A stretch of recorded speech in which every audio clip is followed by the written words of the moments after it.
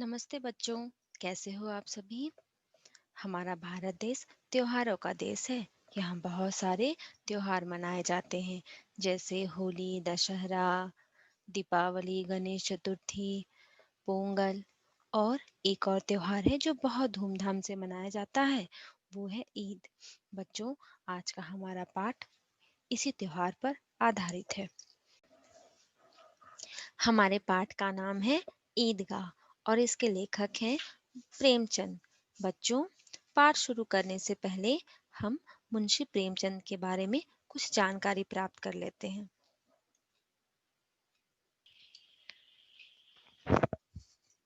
मुंशी प्रेमचंद हिंदी और उर्दू के महानतम भारतीय लेखकों में से थे। इनका मूल नाम धनपत राय श्रीवास्तव था। मुंशी प्रेमचंद को नवाब राय और मुंशी प्रेमचंद के नाम से भी जाना जाता है। इनका जन्म 31 जुलाई 1880 वाराणसी, उत्तर प्रदेश में हुआ था। ये एक अध्यापक, लेखक और पत्रकार भी थे। उपन्यास के क्षेत्र में इनके योगदान को देखकर बंगाल के विख्यात उपन्यासकार शरत चंद्र चट्टोपाध्याय ने उन्हें उपन्यास सम्राट कहकर संबोधित किया था। प्रेमचंद हिंदी कहानी और उपन्यास की परंपरा का विकास किया। ये महज 13 साल की उम्र से ही लिखना प्रारंभ कर दिया था। उन्होंने बहुत सारे उर्दू और हिंदी के उपन्यास लिखे हैं। आज हम अपने पाठ के अंतर्गत उनकी एक कहानी पढ़ेंगे, जिसका नाम है ईदगाह।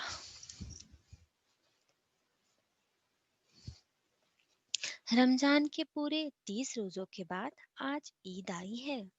बच्चों, आपको पता है ईद के पहले 30 दिन का रमजान का महीना होता है। इसमें यह 30 दिन का होता है, इसलिए इसे रमजान का महीना बोलते हैं। कितना मनोहर, कितना सुहावना प्रभात है। वृक्षों पर कुछ अजीब हरियाली है। आज का दिन बहुत ही सुंदर है, सुहावना है। आज की सुबह बहुत ही सुंदर है। वृक्षों पर बहुत ही अच्छी हरियाली भी है। खेतों में अजीब सी रौनक है। आसमान में कुछ अजीब सी लालिमा है। खेत भी बहुत सुंदर दिखाई दे रहा है। सब कुछ नया नया दिखाई दे रहा है।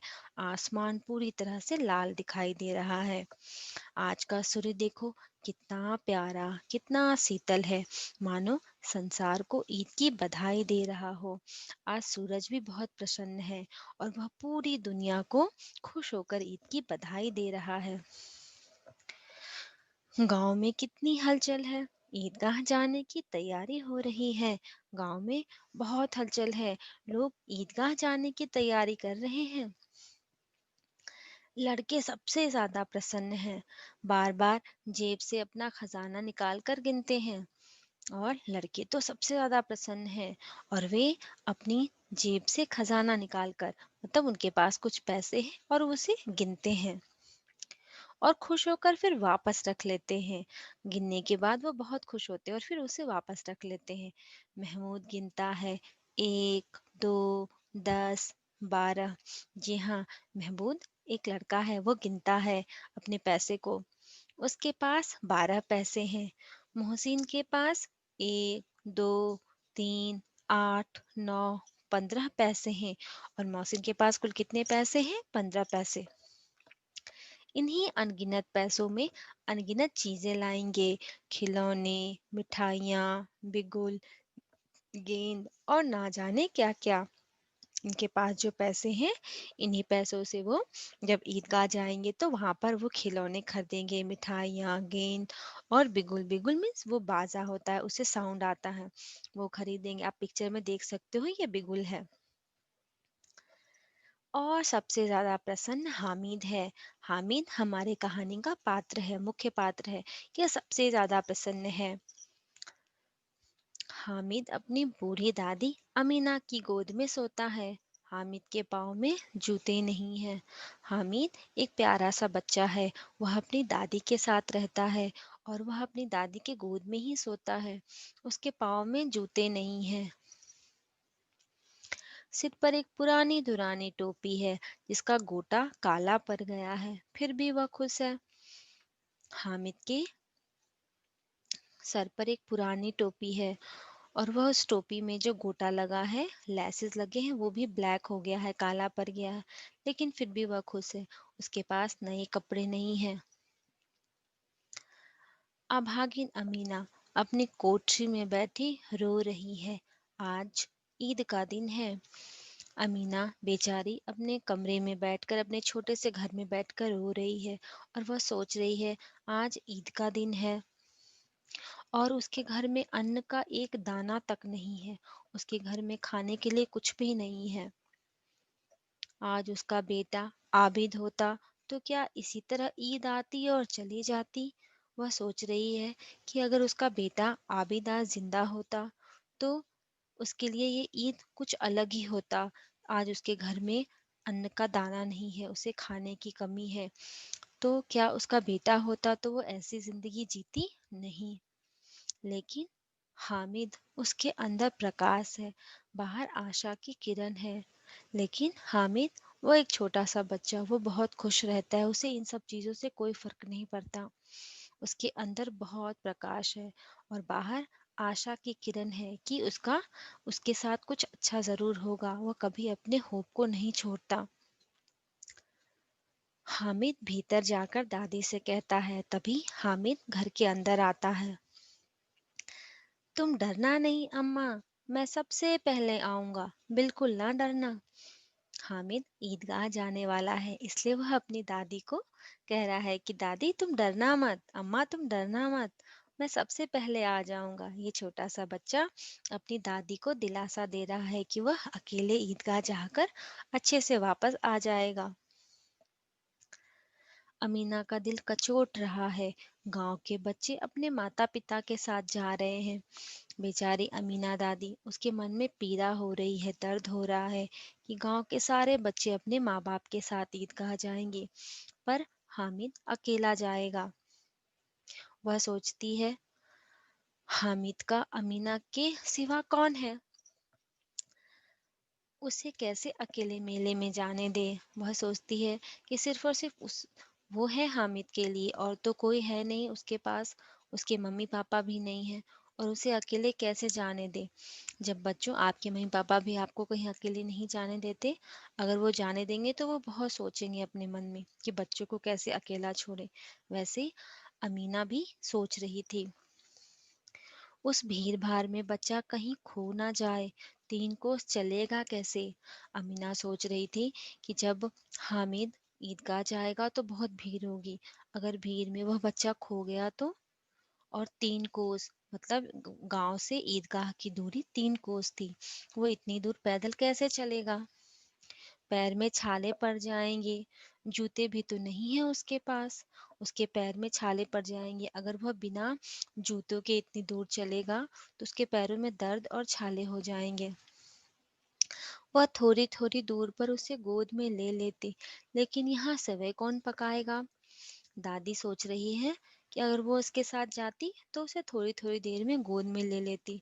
पर वह अगर गई तो घर पे सेवई कौन बनाएगा ईद के लिए।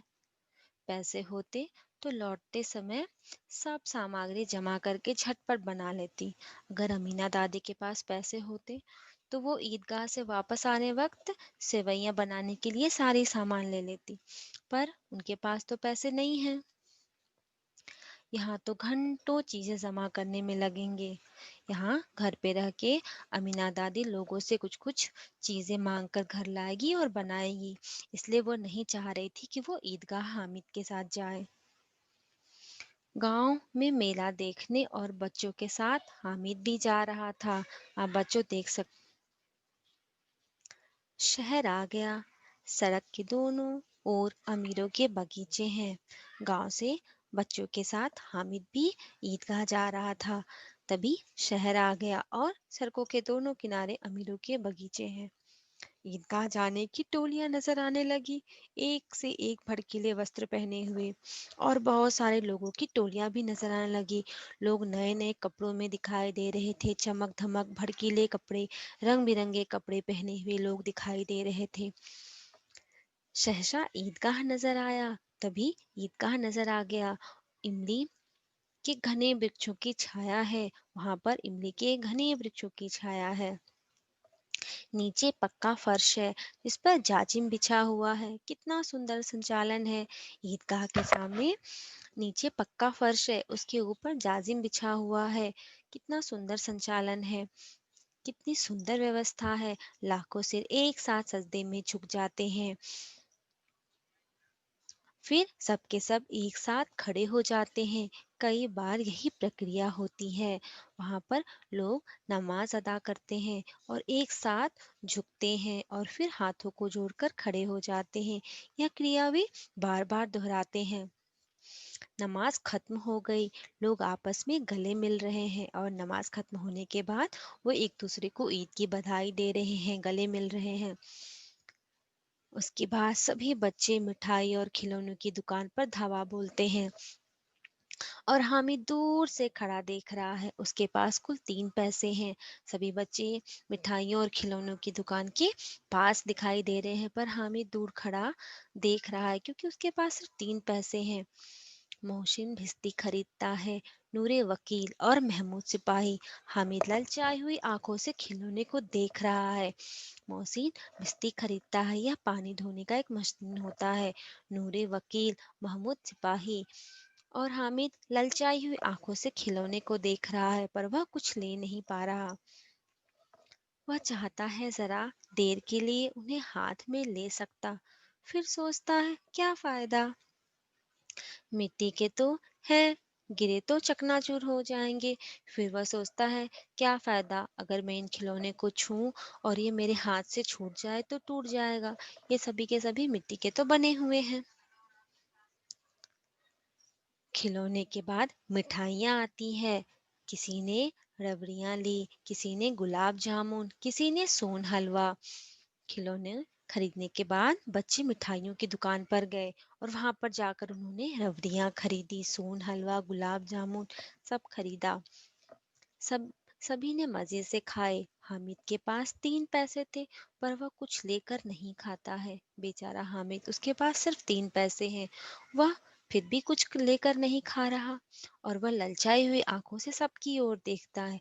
ना जाने वह इस 3 पैसे का क्या करेगा। मिठाइयों के बाद कुछ दुकानें लोहे के सामान की थी। हामिद लोहे की दुकान पर रुक जाता है। तभी हामिद को मिठाइयों की दुकान के बाद एक लोहे की दुकान दिखी जिसमें बहुत सारे लोहे के सामान की चीजें बनाई हुई है और हामिद उस दुकान पर जाकर रुक जाता है और वहां सोचने लगता है, आखिर हामिद लोहे की दुकान पर क्यों रुका। उसने ना तो खिलौने खरीदे, ना ही मिठाइयाँ खाई और जाकर वह एक लोहे की दुकान के पास खड़ा हो गया। बच्चों, अब हम आगे का सेकंड पार्ट में देखेंगे। बच्चों, इसमें आए कुछ नए शब्द हैं, मैं उसके मीनिंग आपको समझाती हूँ। लालिमा, लाल, लाल होने का भाव। कचोट, चुभना, पीड़ा, दर्द होना। जाजिम, फर्श पर बिछा चादर। विवेक, समझदारी। सजदा, खुदा के सामने सिर झुकाना। खुदा भगवान, ईश्वर, गॉड। संचालन, नियंत्रण। भिस्ती, पानी धोने वाला। दामन, आंचल, मुंह जो बोल ना सके। धन्यवाद बच्चों।